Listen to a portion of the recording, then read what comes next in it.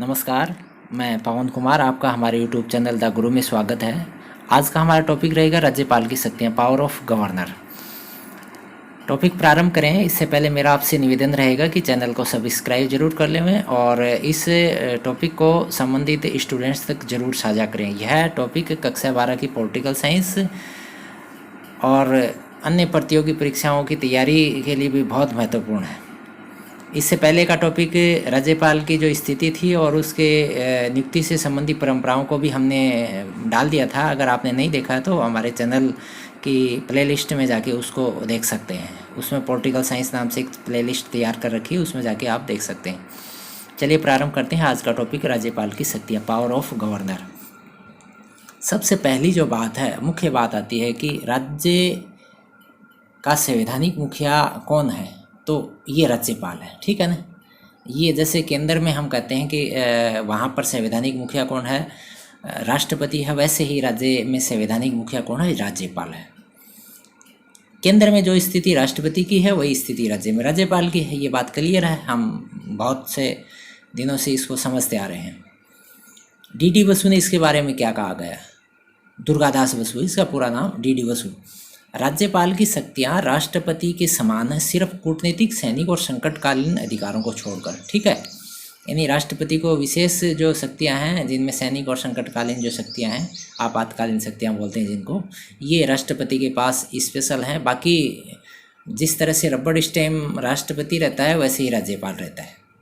लेकिन कल हमने एक टॉपिक वीडियो पेश किया था जिसमें राज्यपाल की जो वर्तमान में जिस तरह से भूमिका बदली हुई नज़र आती है उसको हमने समझाया था, तो उसको भी आप जरूर देखें। राज्यपाल की शक्तियों को हम डिवाइड करके देखते हैं। सबसे पहले हम देखते हैं कार्यपालिका शक्तियाँ। अनुच्छेद 154 में क्या कहा गया है कि राज्य की समस्त कार्यपालिका शक्तियाँ राज्यपाल में निहित होती हैं। ठीक है। अनुच्छेद 166 में कहा गया है कि राज्य के समस्त कार्य उसी के नाम से होते हैं और वह मंत्रियों के बीच विभागों का बंटवारा करता है, यानी सारे जो काम हैं उसी के नाम से चलते हैं। अनुच्छेद 163 में कहा गया है कि राज्यपाल की सहायता हेतु एक मंत्री परिषद होगा और उसका अध्यक्ष कौन होगा, मुख्यमंत्री होता है। जैसे केंद्र में होता है ना, राष्ट्रपति की सलाह के लिए कौन होगा, एक मंत्री परिषद, और उसका अध्यक्ष जो है प्रधानमंत्री, वैसे ही राज्य के अंदर राज्यपाल की स्थिति है। अनुच्छेद 164 में कहा गया है कि राज्यपाल मुख्यमंत्री को नियुक्त करेगा। ये बहुत महत्वपूर्ण प्रश्न है, बहुत बार प्रतियोगी परीक्षाओं में पूछा जाता है कि मुख्यमंत्री की नियुक्ति कौन करता है। वहाँ पर हम सोचते हैं कि चुने हुए विधायक करते हैं, ऐसा नहीं है। उसकी नियुक्ति कौन करता है, राज्यपाल करता है। ठीक है। उसके अलावा अन्य मंत्रियों की नियुक्ति भी होती है। अन्य मंत्रियों की नियुक्ति जो है वो राज्यपाल करता है, लेकिन सलाह कहाँ से मिलेगी, उसको मुख्यमंत्री से मिलेगी। ठीक है। राज्यपाल मुख्यमंत्री से सभी कार्यों की सूचना प्राप्त करने का अधिकार रखता है। ठीक है। राज्यपाल जो है मुख्यमंत्री से समय समय पर जो मंत्रिमंडल के द्वारा जो भी निर्णय लिए जाते हैं उन सभी की सूचनाएं वो प्राप्त करने का अधिकार रखता है और मुख्यमंत्री को वो सारी सूचनाएं उनको देनी होती हैं। इसके अलावा विभिन्न तरह की नियुक्तियां, जिनमें एडवोकेट जनरल, आरपीसी अध्यक्ष और उनके सदस्य, उच्च न्यायालय के जज और जिला जज, इनकी नियुक्ति के संदर्भ में ध्यान देना है। हम उच्च न्यायालय के जज की नियुक्ति का जो काम है ये राष्ट्रपति करता है, लेकिन सलाह कहाँ से मिलेगी, राज्यपाल से मिलेगी।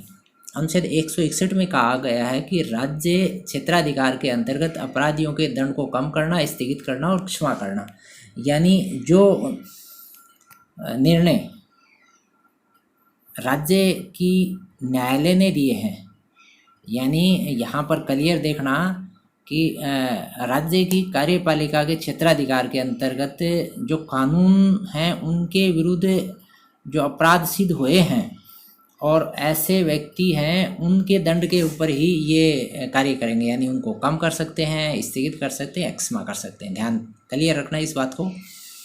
फिर अगला जो पॉइंट है बहुत महत्वपूर्ण है, अगर राज्य के विधानमंडल में पर्याप्त प्रतिनिधित्व नहीं है तो उस समय क्या होता है कि एक सदस्य आंग्ल भारतीय समुदाय से मनोनीत कर सकता है। यानी इस समुदाय, कौन सा समुदाय, आंग्ल भारतीय समुदाय के सदस्यों का अगर वहाँ के विधानमंडल में पर्याप्त प्रतिनिधित्व नहीं है तो राज्यपाल एक सदस्य मनोनीत कर सकता है। ऐसी स्थिति केंद्र में है। वहाँ पर लोकसभा में अगर पर्याप्त प्रतिनिधित्व नहीं इस समुदाय का तो राष्ट्रपति जो है वो 2 सदस्य मनोनीत कर सकता है। ठीक है। इसके अलावा विधान परिषद में 1/6 सदस्यों का मनोनयन कर सकता है। ये वहीं पर होगी जहाँ पर द्विसदनीय व्यवस्था है, ठीक है ना। अपने राजस्थान में ऐसी स्थिति नहीं है, तो वहाँ पर क्या होता है, शिक्षा, साहित्य, समाज सेवा, विज्ञान, कला आदि क्षेत्रों के अंदर जो विशेष योगदान रखते हैं उन सदस्यों का मनोनयन, यानी उन सीटों, टोटल सीटों का 1/6 सदस्य हैं राज्यपाल मनोनीत करता है। आगे हम देखते हैं, अगली जो पावर है वो है विधायी शक्तियाँ। राज्य विधानमंडल का सत्र बुलाना, सत्र अवसान करना और विधानसभा भंग करना, ये स्पेशल पावर हैं राज्यपाल के पास, ठीक है ना। ये सारी सलाह कहाँ से मिलेगी, बार बार हम बताते आ रहे हैं, ये सारी सलाह मिलती है इसको मुख्यमंत्री से। फिर विधानमंडल के सत्र के आरंभ में तथा वर्ष के प्रथम सत्र में विधानमंडल में अपना भाषण देना, ठीक है। जो जैसे बजट सत्र प्रारंभ होता है ना, साल का पहला सेशन बजट सत्र से ही प्रारंभ होता है, तो वहाँ पर जो अभिभाषण होता है तो ये उसी का भाग है। फिर विधेयक पर स्वीकृति हस्ताक्षर करना, ठीक है। कोई भी कानून जो वहाँ तैयार किया जाएगा, जिसको हम प्रारंभ में विधेयक बोलते हैं, हस्ताक्षर के बाद में उसको कानून बोला जाता है, तो उसके ऊपर जो है हस्ताक्षर होने के बाद में ही क्या होगा, वो वैलिड होगा। यहाँ पर जो स्थितियाँ हैं उनको समझते हैं। विधेयक पर यह या तो स्वीकृति दे सकता है, यानी हस्ताक्षर कर दे, या मना कर दे, या उसे राष्ट्रपति की स्वीकृति के लिए रोक कर रख ले। ध्यान देना, ठीक है। यानी वह या तो उस पर स्वीकृति दे देगा, या मना कर देगा, या उसको राष्ट्रपति से वहाँ सलाह के लिए वहाँ भेज सकता है। तो यहाँ पर क्या होता है कि अगर ध्यान देना, नीचे वाले पॉइंट में मैंने बताया है, साधारण पर पुनः लौटाने पर स्वीकृति जरूरी है। यानी अगर वो साधारण विधेयक है और उसने वापस भेज दिया, यानी विधानसभा को वापस भेज दिया, और विधानसभा में उसको या तो वैसा ही लौटा दिया या उसमें कुछ संशोधन करके लौटा दिया, तो उसके ऊपर राज्यपाल को हस्ताक्षर करने ही होंगे। यहाँ पर अगर डिले होता है तो राष्ट्रपति को भेजने वाली स्थिति में वह विधेयक है कुछ दिन तक डिले हो सकता है, बाकी समय में क्या होता है, ये पास ही हो जाता है। फिर अगला जो बिंदु है, विधानमंडल का अधिवेशन नहीं चल रहा है, उस स्थिति में क्या होता है, राज्यपाल अध्यादेश जारी कर सकता है, ठीक है ना। ये अध्यादेश तो सरकार ही लाएगी और उस पर उनके हस्ताक्षर होंगे। लेकिन यहाँ ध्यान देना, अध्यादेश जो पारित हुआ है वो जब भी अधिवेशन, विधानमंडल का अधिवेशन प्रारंभ होगा और उसमें प्रारंभ होने की तिथि से 6 सप्ताह के अंदर उसको वहाँ पारित करवाना होगा। अगर पारित नहीं हुआ तो वो रद्द हो जाएगा। और किस विषय पर अध्यादेश जारी हो सकता है, जिन विषयों पर राज्य का विधानमंडल कानून बनाने का अधिकार रखता है उन्हीं के ऊपर अध्यादेश जारी किया जा सकता है। अगला जो पॉइंट देखते हैं, वित्तीय शक्तियाँ, ठीक है। वित्तीय शक्तियाँ, इसमें क्या आएगा, सबसे पहली बात है वित्तीय वर्ष का विवरण तैयार करवाना और विधानसभा में प्रस्तुत करना, ठीक है। ये सारा कार्य वो मंत्रिमंडल से करवाएगा। इसके बाद में धन विधेयक पर पूर्व स्वीकृति जरूरी होती है। जिस प्रकार से केंद्र में धन विधेयक जो है राष्ट्रपति की मंजूरी के बाद में ही वहाँ रखा जाएगा, यानी संसद में रखा जाएगा, उसी तरह से अगर धन विधेयक है तो उसको राज्यपाल से पहले ही स्वीकृति ले लेनी होती है और उसके बाद में ही वो विधानमंडल में रखा जाएगा। इसके बाद में अनुपूरक अनुदान मांग प्रस्तुत कर सकता है। यानी ये कौन सी मांगें होती हैं, यानी जो बजट रखा गया है उस बजट के अंदर कुछ अतिरिक्त ऐड करना है तो वो भी रखा जा सकता है। फिर राज्य की संचित निधि में से खर्च करने का अधिकार इसी के पास है। यानी राज्य का जो कंसोलिडेट फंड जिसको हम संचित निधि बोलते हैं उसमें से पैसा निकालने का जो पावर है वो राज्यपाल के पास ही है। लेकिन ध्यान देना, ये सलाह कहाँ से आएगी, वही मुख्यमंत्री से ही मिलेगी। फिर अगला जो पावर है वो आपके जुडिशल पावर जो है, न्यायिक शक्तियाँ। इसमें क्या कहा गया है कि अनुच्छेद 161 में दंड कम करने या परिवर्तन का अधिकार है, जो मैंने पहले क्लियर कर दिया था। जो राज्य के विषय हैं और राज्य का जो हाई कोर्ट है वहाँ से अगर कोई दंडित हुआ है तो उसके दंड को कम करना या उसको परिवर्तित करने का पावर राज्यपाल के पास है। इसके अलावा हाई कोर्ट के जजों की नियुक्ति में राष्ट्रपति को परामर्श देते हैं।